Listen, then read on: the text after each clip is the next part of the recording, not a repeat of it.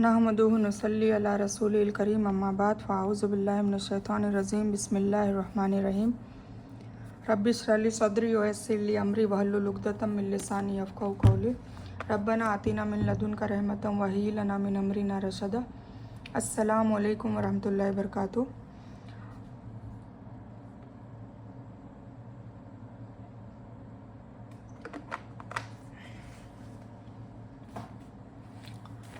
अल्हम्दुलिल्लाह हमने आज इब्राहिम अलैहिस्सलाम के 2 पार्ट ख़त्म कर दिए और आज हम पार्ट 3 शुरू करेंगे। आज इंशाल्लाह हम इब्राहिम अलैहिस्सलाम की स्टोरी को पूरा कवर कर लेंगे इंशाल्लाह आज की वीडियो में, ठीक है। तो हम शुरू करते हैं। औज़ु बिल्लाहि मिनश शैतानिर रजीम बिस्मिल्लाहिर रहमानिर रहीम। तो लास्ट पार्ट में ये था कि बात अधूरी रह गई थी कि इब्राहिम अलैहिस्सलाम के पैर मुबारक वहाँ पर मक्का शरीफ में, हरम शरीफ में मौजूद है और वहाँ पर 2 रकात नफल अदा करता है हर उम्रा करने वाला और हज करने वाला बंदी, ठीक है। तो ये हो गया, ये सुन्नत है और हमारी नस्ल में से। और फिर वहाँ पर तामीर करते करते मतलब काबा शरीफ को तामीर करने का जिम्मा इब्राहिम अलैहिस्सलाम और उनके फर्जंद सबसे बड़े बेटे इस्माइल अलैहिस्सलाम को दिया गया था अल्लाह ताला ने। तो उन्होंने तामीर करते करते अल्लाह ताला से इस्माइल अलैहिस्सलाम ने तो पर्सनल दुआ ये मांगी थी कि भी हमारी खिदमत को कबूल फरमा ले।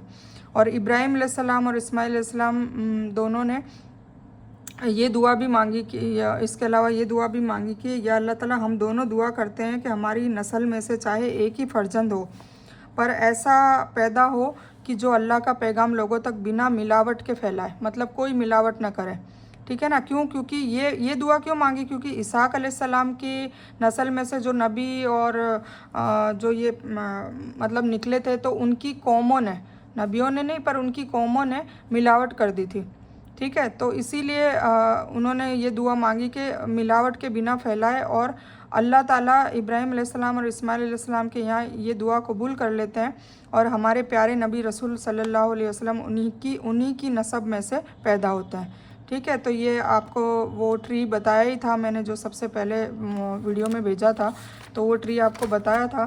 तो इस तरीके से वो था,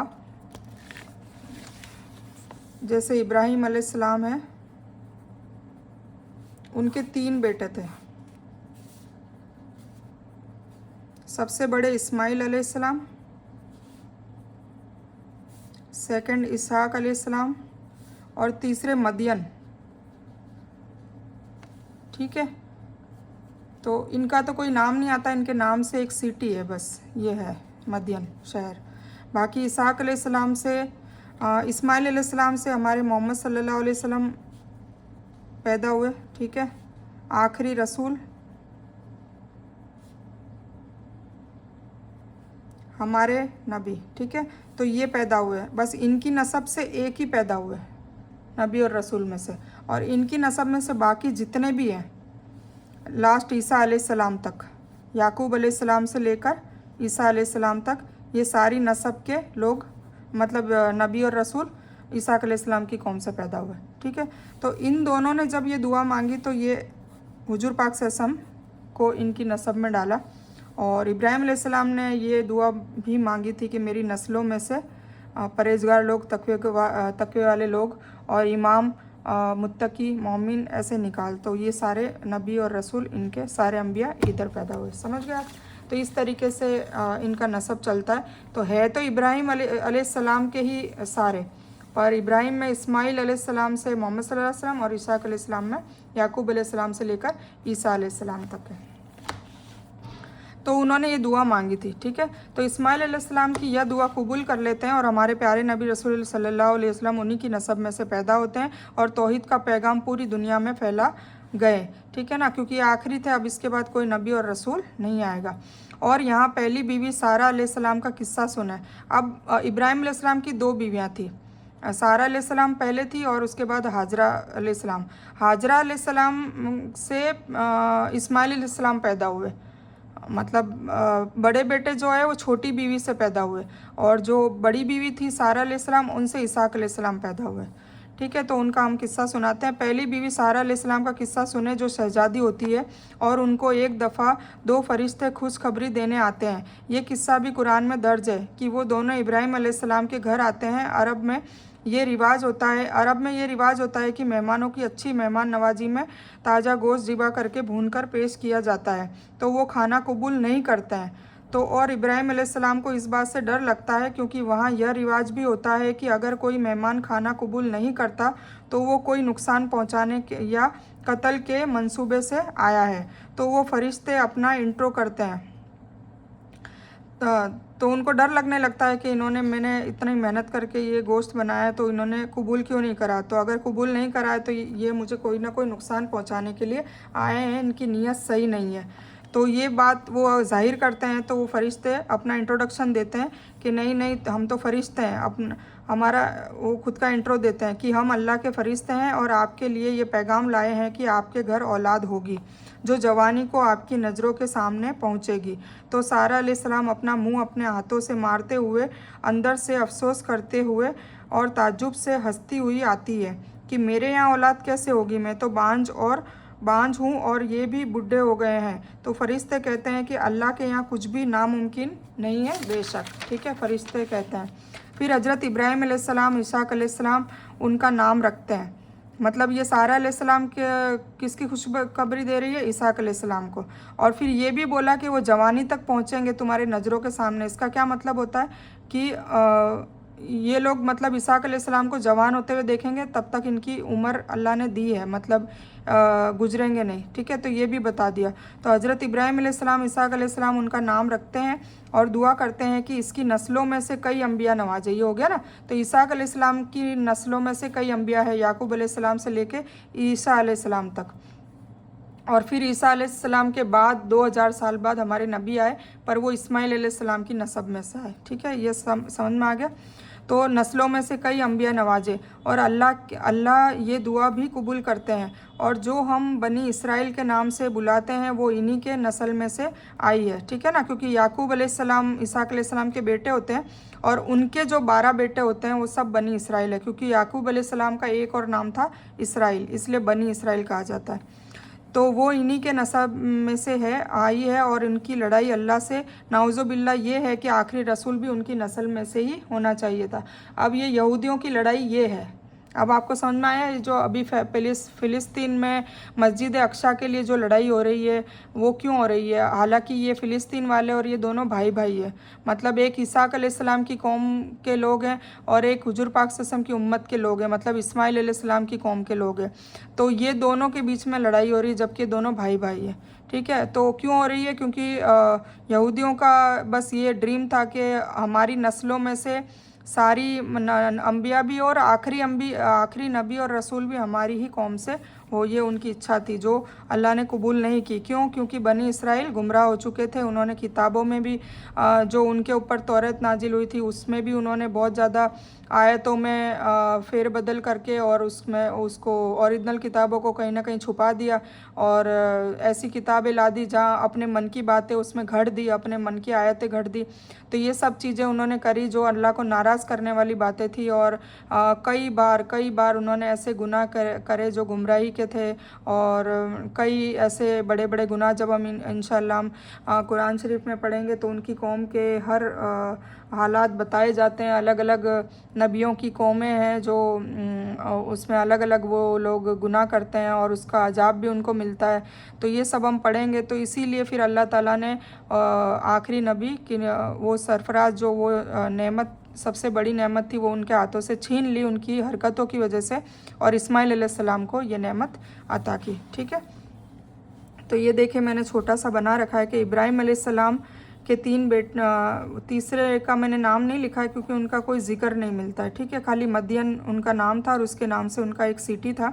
तो मेन यही है क्योंकि हमें कुरान समझने के लिए करना है। मैं बार बार कह रही हूँ कि हम कुरान को समझने के लिए कोशिश कर रहे हैं। तो इस्माइल अलैहिस्सलाम उनके बड़े बेटे थे और उनसे 14 साल छोटे थे इसहाक़ अलैहिस्सलाम। ठीक है, और इनकी जो वालिदा जो थी, इनकी 2 बीवियाँ थी इब्राहिम अलैहिस्सलाम की। तो इनकी वालिदा थी हाजरा, हज़रत हाजरा अलैहिस्सलाम। ठीक है, और इनकी जो वालिदा थी वो सारा थी। ये इनकी पहली बीवी थी और ये दूसरी बीवी थी, पर पहले इनके यहाँ बच्चा हुआ, इनके यहाँ बाद में हुआ। ठीक है, तो ये है। और इस्माइल अलैहिस्सलाम के नसब में से मोहम्मद सल्लल्लाहु अलैहि वसल्लम कुरैश कबीले से, और इसहाक अलैहिस्सलाम के बेटे याकूब अलैहिस्सलाम, इनका नाम था इसराइल। एक दूसरा नाम और था, मतलब याकूब भी था और इसराइल। तो इसराइल अलैहिस्सलाम के 12 बेटे थे। और ये जब मूसा अलैहिस्सलाम की स्टोरी पढ़ेंगे तो ये 12 कबीलों का जिक्र आएगा। ठीक है, तो हम तब बताएंगे। तो ये उनके 12 बेटे थे, उसमें एक का नाम यहूदा था। और ये जितने भी मतलब बनी इसराइल में भी जैसे ईसाई लोग हैं और रूमी लोग हैं और ये यहूदी लोग हैं, वो सब भी डिवाइड हो गए थे, क्योंकि वो 12 बेटे थे तो 12 के 12 का अलग अलग मजहब हो गया था। तो मतलब आपस में भी ये लोग लड़ते थे। और इनकी मेन लड़ाई क्या थी कि मोहम्मद सल्लल्लाहु अलैहि वसल्लम इस्माइल अलैहिस्सलाम के नसब में से क्यों हुए, वो हमारे दादा के नसब में से होने चाहिए थे। ये इनकी लड़ाई थी, लड़ाई है और ज़िंदगी भर तक मतलब क़यामत तक चलती रहेगी। और एक और चीज़ बता दूं कि इसमें फिर क्या होगा, जैसे आखिरी जंग क़यामत से पहले जो होगी वो भी मैं बता देती हूँ कि क्यों होगी। इसी वजह से कि ये लोग कहते हैं कि हमारा जो मसीहा है वो दज्जाल को मानते हैं, और हम लोग मेहदी अलैहिस्सलाम को मानते हैं। जो मेहदी अलैहिस्सलाम आएंगे और फिर ईसा अलैहिस्सलाम भी ज़िंदा है तो वो भी आएंगे। ठीक है, तो आप लोगों को अगर ये जानने का मन हो तो मुझे मैसेज करें, तो मैं इंशाल्लाह इसकी एक अलग से स्टोरी बताऊंगी आपको कि अभी जो हालात है हमारे वो ये चल रहे हैं, मतलब दज्जाली दौर चल रहा है। और इसमें क्या क्या हुजूर पाक सल्लल्लाहु अलैहि वसल्लम ने हमें बचने के लिए बातें बताई है, और मेहदी अलैहिस्सलाम कब आएंगे और ईसा अलैहिस्सलाम आएंगे और कहाँ उतरेंगे और याजूज और माजूज निकलेंगे। तो ये सारी पूरी एक होल ये भी स्टोरी है, छोटी सी बात में ये अभी नहीं कवर कर सकते। तो अगर आपको इंटरेस्ट है तो इंशाल्लाह अभी के दौर के हिसाब से मैं भी बता दूंगी, और इंशाल्लाह कोई आपको वीडियो मिलेगी मुझे तो मैं वो भी भेज दूंगी। तो हम आगे चलते हैं।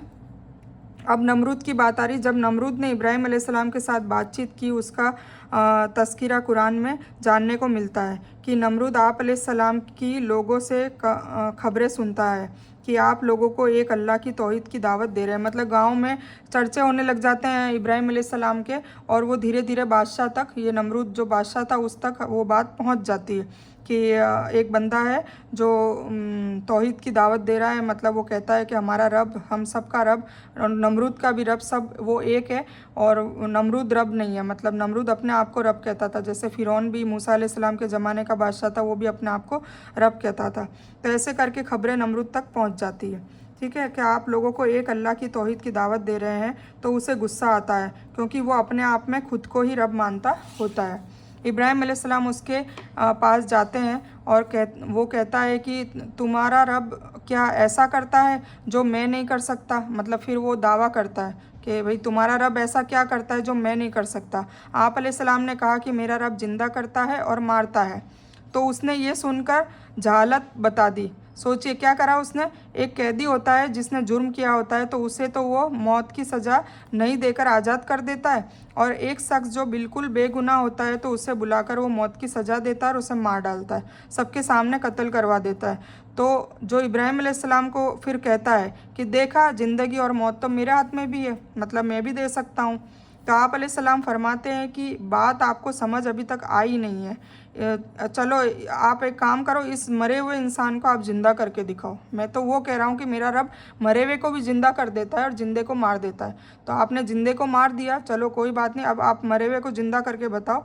तो जो मेरा रब है वो ये काम कर सकता है। फिर इब्राहिम अलैहिस्सलाम को वो आग में डालता है। गुस्सा हो जाता है कि ये मतलब उसकी सारी इज्जत वो वेल हो जाती है, तो वो गुस्सा होता है और फिर इब्राहिम अलैहिस्सलाम को आग में डालने का फ़ैसला करता है। तो जैसे ही आग में डालता है तो वो भी नहीं कर सका। कैसे नहीं कर सका? और इस हादसे के बाद आप अलैहिस्सलाम काबुल से चले जाते हैं। ठीक है ना। अब वो उसमें जिब्रील अलैहिस्सलाम आते हैं, चिड़िया, ये मैंने पिछली बार में बता दिया इसलिए मैं अभी नहीं बता रही। तो काबुल से हारान नाम के शहर में तशरीफ़ ले जाते हैं, क्योंकि परेशान हो जाते हैं नमरूद से, तो फिर आगे चले जाते हैं। उस वक्त उनके साथ उनकी पहली बीवी सारा अलैहिस्सलाम, जो उनकी चचा जात बहन होती है, कज़िन होती है, मतलब उनके चाचा की लड़की होती है, वो होती है। फिर हारान में भी एक फ़िरौन बादशाह से उनका सामना होता है। अब यहाँ पे काबुल में नमरूद होता है, तो वहाँ से तंग होके वो आगे जाते हैं, तो हारान में भी एक फ़िरौन टाइप बादशाह होता है, ठीक है। तो अब उसका सामना होता है, तो लोगों ने उस बादशाह को बताया कि एक शख्स इस सरजमीन पर बसने आया है और उसके साथ एक हसीन व जमाल खूबसूरत औरत भी है। तो वो हवस का लालची बादशाह सैनिकों को भेजकर उन दोनों को बादशाह के दरबार में पेश करता है। तो सारा अलैहिस्सलाम को वो रूम में ले जाते हैं। सारा अलैहिस्सलाम बहुत निडर होती है। अमर बिन अमरती कैश नामी ये बादशाह, इसका नाम क्या होता है? अमर बिन अमरती कैश नामी ये बादशाह होता है, जो बड़ा हवस का लालची होता है। यहाँ सारा अलैहिस्सलाम बड़ी बरगुज़ीदा बंदी थी, तो जब वो फ़िरौन आपके करीब आता है तो सारा अलैहिस्सलाम अल्लाह की दुआ में मशरूफ़ हो जाती है। तब वो बादशाह जैसे ही सारा को पकड़ना चाहता है, तब वो ज़मीन में उसके पैर धंस जाते हैं। तो वो सारा से कहता है कि अपने रब से मेरे लिए दुआ करो, मैं तुम्हें कोई भी नुकसान नहीं पहुंचाऊंगा, और नुकसान पहुंचाए बिना मैं तुम्हें छोड़ दूंगा। ये वो वादा करता है, किसको?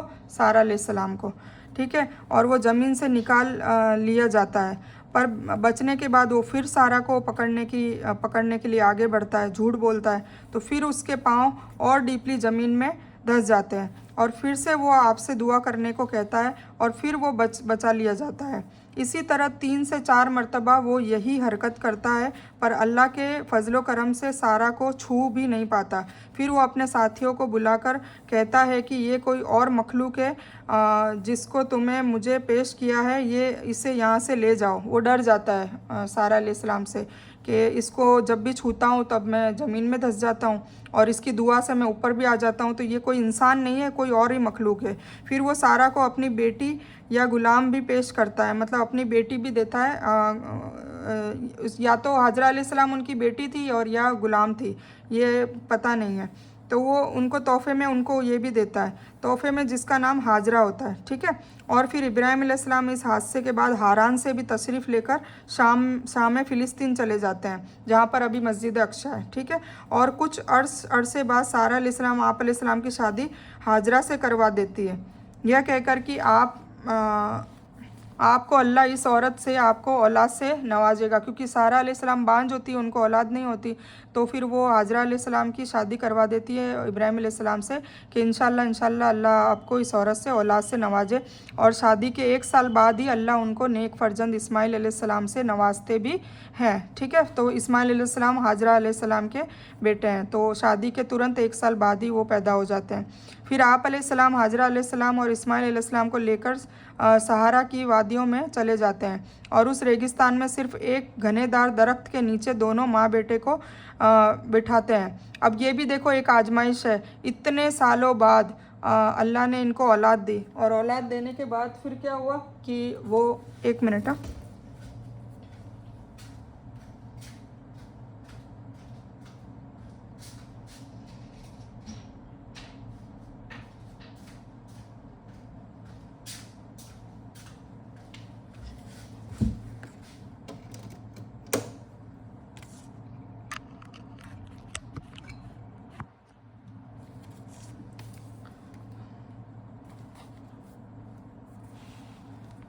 तो क्या कह रही थी मैं?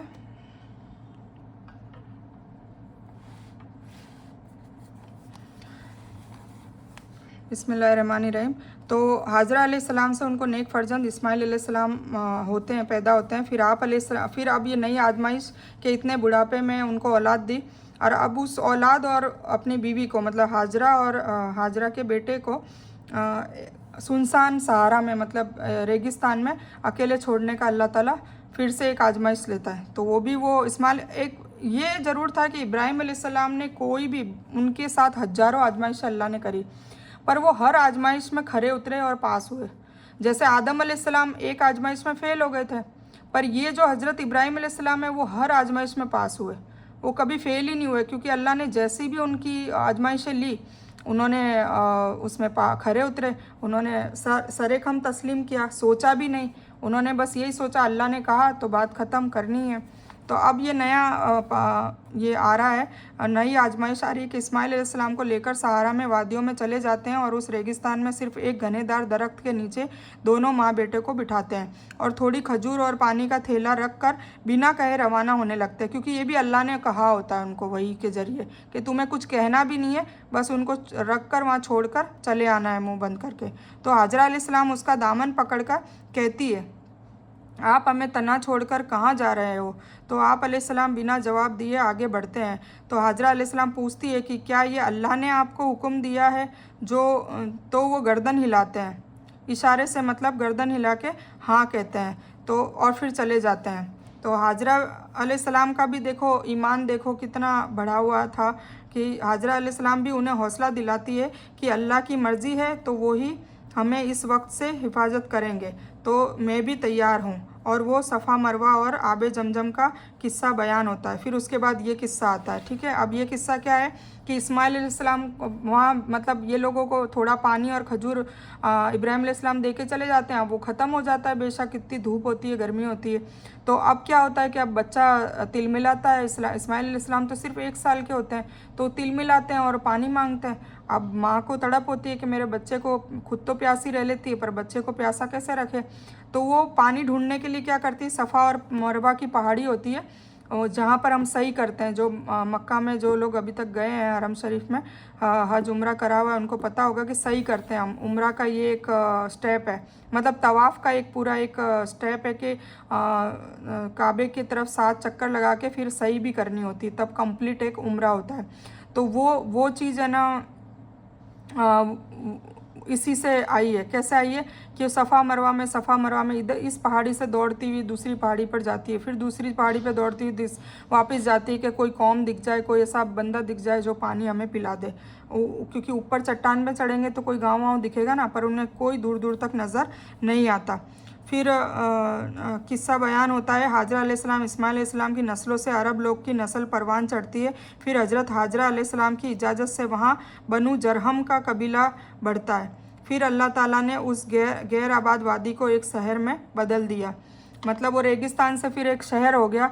मतलब धीरे धीरे जैसे ये आबे जमजम, ये तो मैंने अभी इसमें नहीं लिखा है क्योंकि पीछे मैं बता चुकी हूँ कि इस्माइल अलैहिस्सलाम की एड़ियों से वहाँ पे फुहारा फूटता है और एक चश्मा फूटता है और उसमें पानी लगातार आता रहता है और वो लोग खूब पेट भर के पानी पीते हैं और धीरे धीरे वो फिर उनको क्या हाजरा अलैहिस्सलाम बोलती है कि जम जा, तो वो जम जाता है और वो आबे न जमजम के नाम से क़यामत तक जाना जाएगा। उस पानी का नाम जमजम है और आब कहते हैं पानी को, ठीक है। तो फिर वो पानी की तलाश में कई कबीले, रेगिस्तान होता है बेशक, तो पानी जहाँ पर होगा वहीं कबीले बसेंगे।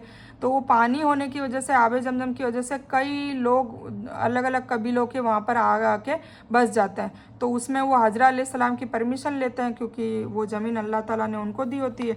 तो बनु जरहम नाम का कबीला जो सबसे पहले वहाँ पर आता है, तो वो धीरे धीरे वहाँ बढ़ता है, उनकी नस्लें बढ़ती है। फिर अल्लाह ताला ने उस गैर आबाद वादी को एक शहर में बदल दिया होता है। इस तरीके से अल्लाह करामात करता है। हाजरा अलैहिस्सलाम की वफ़ात हो गई, तब इस्माइल अलैहिस्सलाम 15 साल के थे, मतलब इस्माइल अलैहिस्सलाम 15 साल के थे तब हाजरा अलैहिस्सलाम की वफ़ात हो जाती है और उन्हें अपनी वालिदा से बिछड़ने का बड़ा गम होता है, बल्कि पूरा कबीला सोग में डूबा हुआ होता है। बनु जरहम के लोगों ने हाजरा अलैहिस्सलाम को आबे जमजम के चश्मे के करीब ही दफन कर दिया। अब कबीले के लोगों ने इस्माइल अलैहिस्सलाम की शादी अम्मारा नाम की खातून से कर दी, ठीक है, उन्हीं के कबीले की। और यहाँ अल्लाह ने फरिश्तों के ज़रिए सारा अलैहिस्सलाम को भी एक लड़का होने की बशारत दी थी, है ना। ये किस्सा फिर वहाँ चल रहा है, मतलब अरब में तो हाजरा अलैहिस्सलाम और इस्माइल अलैहिस्सलाम है और वहाँ पे शाम में फ़िलिस्तीन में इब्राहिम अलैहिस्सलाम और उनकी बीवी, पहली बीवी सारा अलैहिस्सलाम थी। तो वहाँ पे फरिश्ते उनको बशारत देने आते हैं, ठीक है। तो इधर तो इनका इंतकाल होता है और उधर वहाँ इशाक अलैहिस्सलाम की पैदाइश होती है, क्योंकि ये 15 साल के हैं और इनकी माँ फौत हो जाती है और 14 साल छोटे इसाक अलैहिस्सलाम होते हैं।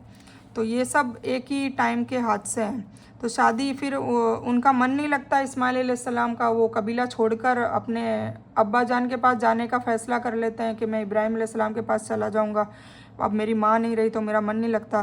तो कबीले वाले नहीं चाहते कि वो वहाँ जाए, तो उनको रोकते हैं और उनका मन लगाने के लिए उनकी शादी कर देते हैं उन्हीं के कबीले की लड़की से। ठीक है, तो ये वो स्टोरी है।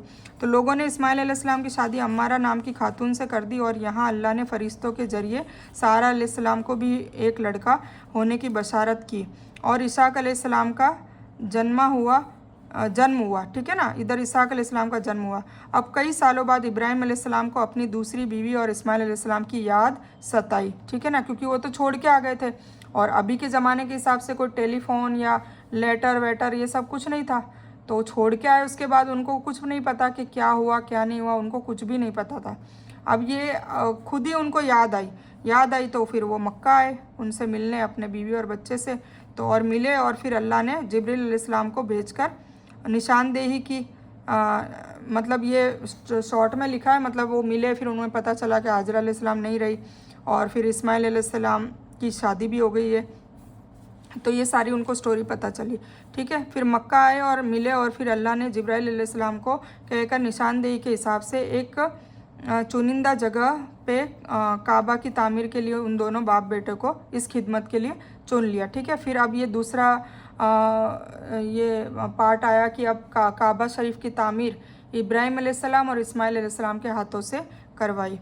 तो और पहले वो काबा को दोनों पत्थर से चारों दीवारें बनाते हैं, मतलब चारों दीवारें बना के, और फिर जब उनके हाथ आगे नहीं पहुंचते तो अल्लाह जिब्राइल अलैहिस्सलाम को जन्नत से एक पत्थर को ज़मीन पर भेजता है जो ज़रूरत के हिसाब से ऊपर नीचे दाएं बाएं हो जाती था। मतलब वो पत्थर सीढ़ियों का काम करता था।